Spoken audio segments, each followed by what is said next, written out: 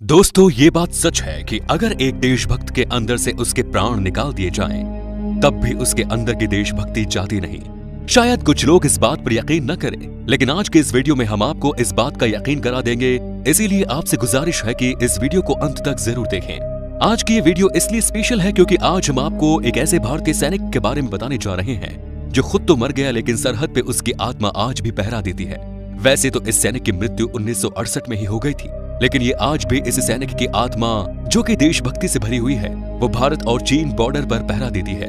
और तो और भारत और चीन के बीच होने वाली मीटिंग्स में भी इस सैनिक के बैठने के लिए खाली कुर्सी रखी जाती है। शायद ये बातें सुनकर आप में से कई लोग हमें पागल और सरफिरा समझ रहे होंगे, लेकिन इस वीडियो के आखिर में आपके रोंगटे खड़े हो जाएंगे और विश्वास करने लगेंगे कि हाँ, सच में कोई सैनिक है जो मर के भी जिंदा है। तो चलिए बिना देरी के शुरू करते हैं उस जांबाज सैनिक की कहानी को।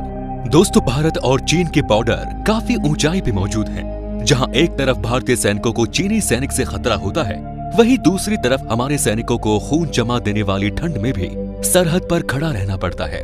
वैसे तो चीनी सैनिक अपनी चतुराई खूब दिखाते हैं, लेकिन हमारे इन जांबाज सैनिकों के आगे उनकी हर कोशिश नाकाम हो जाती है, क्योंकि हमारे सैनिक सरहद पर हर जंग के लिए तैयार रहते हैं। कितनी भी मुश्किल क्यों न आ जाए, भारतीय सैनिकों का कोई बाल भी बाका नहीं कर सकता, क्योंकि भाइयों, इनके साथ एक ऐसा सैनिक भी तैनात रहता है जो न तो इन सैनिकों को दिखता है और न तो दुश्मन देश को। जी हाँ, आपके स्क्रीन पर जिस शख्स को आप देख रहे हैं, ये और कोई नहीं बल्कि इंडियन आर्मी का जांबाज सैनिक बाबा हरभजन सिंह है, जो दस्तावेजों के हिसाब से तो 1968 में ही मर गया, लेकिन ये सैनिक इतना सच्चा देशभक्त था कि इसकी आत्मा आज भी सरहद पर पहरा देती है और हमारे सैनिकों पर आने वाली मुसीबतों का पहले से ही संकेत कर देती है। चलिए पहले हम आपको हरभजन सिंह की मृत्यु से पहले की थोड़ी सी दास्तान बताते हैं। दोस्तों, हरभजन सिंह का जन्म 30 अगस्त 1946 में हुआ। वैसे तो ये ड्यूटी इंडियन आर्मी के लिए करते थे, लेकिन हरभजन सिंह का जन्म पाकिस्तान के सरदाना गांव में हुआ। लेकिन भारत और पाकिस्तान के बंटवारे में हरभजन सिंह भी अपने परिवार के साथ हिंदुस्तान में आ गए। अब हमारे इंडियन आर्मी रिकॉर्ड के मुताबिक हरभजन सिंह 9 फरवरी 1966 को भारतीय सेना के पंजाब रेजिमेंट के 24वें बटालियन के रूप में नियुक्त किए गए और कुछ समय के बाद 1968 में इंडिया चाइना बॉर्डर नाथुला पास पर इनकी तैनाती की गई, जो कि ईस्ट सिक्किम में मौजूद है। आपकी जानकारी के लिए बता दें कि इस जगह पर खून जमा देने वाली ठंड और भारी बर्फ गिरती है, लेकिन इसके बावजूद भी भारत माता के वीर पुत्र सरहद पर हर संकट का सामना करने के लिए तैयार रहते हैं। अब दोस्तों, शायद ये बात आपको भी पता होगी कि उस समय पर भारी वजनी सामान को लाने ले जाने के लिए घोड़ों को इस्तेमाल किया जाता था। हरभजन सिंह घोड़े पे सामान लाद के अपनी पोस्ट पे जा रहे होते हैं, लेकिन भारी बर्फबारी की वजह से उनका पैर फिसल जाता है और वो नीचे नदी में गिर जाते हैं और किसी को पता भी नहीं लगता। लेकिन जब बाकी सैनिकों को इनके बारे में पता चलता है तो सभी लोग इनकी छानबीन करते हैं, पर कई कोशिशों के बाद भी बाकी सैनिकों को हरभजन सिंह की कोई खबर नहीं मिलती। अब आप सुनकर चौंक जाएंगे कि 2 दिन बीत जाने के बाद हरभजन सिंह की सैनिकों की टोली में से एक जवान के सपने में हरभजन सिंह आते हैं और बताते हैं कि उनका शव कहां पड़ा है। अब कुछ सैनिक उसी जगह पर जाते हैं जिस जगह के बारे में सपने में आया था। अब दोस्तों, जैसे ही उस जगह पर सैनिक पहुंचते हैं तो उन्हें हरभजन सिंह समेत उनकी राइफल भी मिलती है। सेना को उनका शव मिलने के बाद वो उनकी शव यात्रा धूमधाम से निकालते हैं, क्योंकि दोस्तों, भले ही किसी जवान की मृत्यु हो गई हो, लेकिन अपने जिंदा रहने तक एक जवान अपने देश की रक्षा और देश के लोगों के लिए अपने परिवार समेत कई चीजों का बलिदान कर देता है। अब दोस्तों, कुछ दिन बीत जाने के बाद नाथुला पास बॉर्डर पर मौजूद एक जवान के सपने में हरभजन सिंह आते हैं और उनकी समाधि की स्थापना की इच्छा जाहिर करते हैं, जिसके बाद हरभजन सिंह की वीरता और शौर्यता का सम्मान करते हुए 1982 में नाथुला पास पर समाधि निर्मित कर दी जाती है, जिसे लोग अब बाबा हरभजन सिंह मंदिर के नाम से जानते हैं।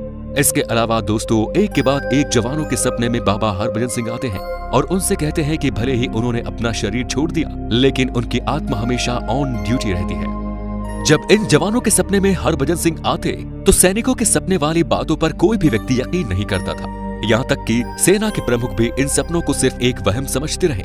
लेकिन कुछ दिनों के बाद सैनिकों के साथ हुई कुछ ऐसी घटना जिसके बाद हर कोई बाबा के ऊपर विश्वास करने लगा।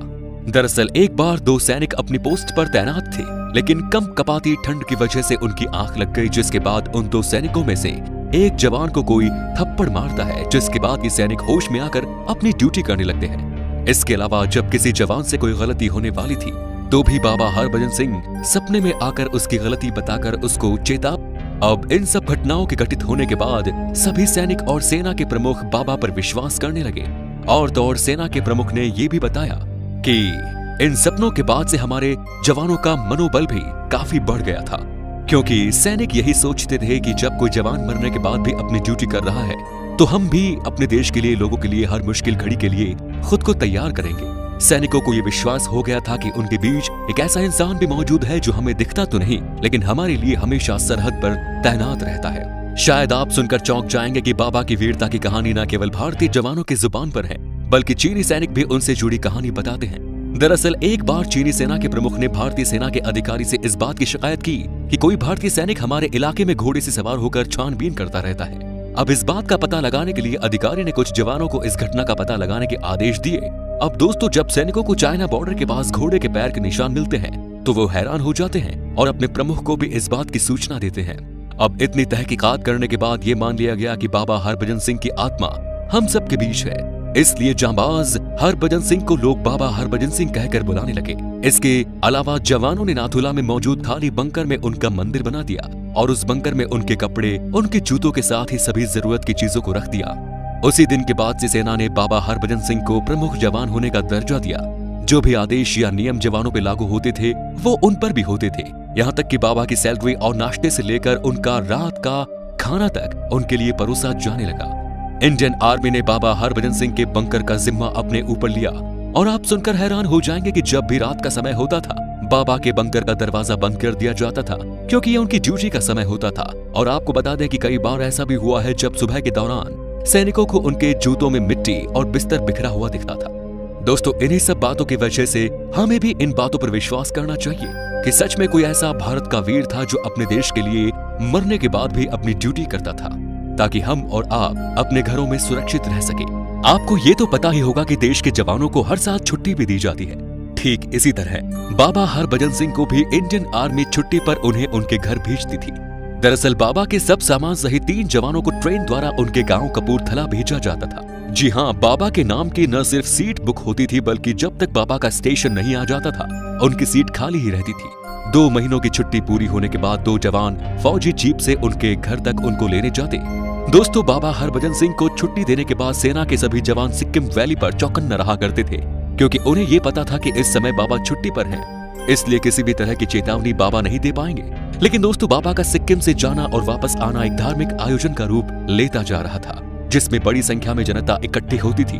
वैसे ये बात जाहिर है कि बाबा हरभजन सिंह की इस वीरता के बाद जब वो गांव जाते होंगे तब अनेकों लोग उनके घर में जाते होंगे। पर दोस्तों, हमारे देश सहित दुनिया की हर कानून की किताब में इस तरह के अंधविश्वास की कोई जगह नहीं। इसलिए देश के कुछ बड़े लोग बाबा को छुट्टी दिए जाने पर नाराज होने लगे, जिस वजह से उन लोगों ने अदालत का दरवाजा खटखटाया और बाबा की छुट्टी पर रोक लगवा दी। और उस दिन के बाद से ही बाबा हरभजन सिंह साल के 12 महीने वहीं रहने लगे। अब दोस्तों, ये बात भी आपको पता होगा कि जवानों की क्षमता के अनुसार ही उनकी ड्यूटी का समय तय किया जाता है। आसान भाषा में कहूँ तो इनको रिटायर कर दिया जाता है। ठीक उसी तरह पूरे सम्मान के साथ उन्हें 2016 में रिटायर कर दिया गया। लेकिन बाबा का मंदिर और बंकर आज भी वहाँ मौजूद है और आप चाहे तो बाबा के मंदिर के दर्शन भी कर सकते हैं। लेकिन आपकी जानकारी के लिए ये बता दें कि बाबा हरभजन सिंह का मंदिर समुद्र तल से 13,500 फीट की ऊंचाई पर स्थित है, जहाँ पर ऑक्सीजन लेवल काफी कम होने की वजह से लोगों को सांस लेने में दिक्कत होती है। तो दोस्तों, बाबा के बारे में बस इतना ही। अगर आप इनके ऊपर बनी मूवी को देखना चाहते हैं तो आप YouTube पर प्लस माइनस नाम की शॉर्ट फिल्म देख सकते हैं, जिसे बीबी की वाइन्स नाम के YouTube चैनल पर अपलोड किया गया है। अगर आपके अंदर भी बाबा हरभजन सिंह की तरह सच्ची देशभक्ति है तो इस वीडियो को लाइक कीजिए और वीडियो को अपने दोस्तों के साथ भी शेयर कीजिए ताकि उन्हें भी भारत माँ के इस वीर सपूत के बारे में पता चल सके। तो चलिए मिलते हैं अगली वीडियो में। अगर चैनल पर नए हैं तो हमारे चैनल अननोन फैक्ट्स हिंदी को सब्सक्राइब करके घंटे को भी दबा दें। आपका कीमती समय देने के लिए धन्यवाद।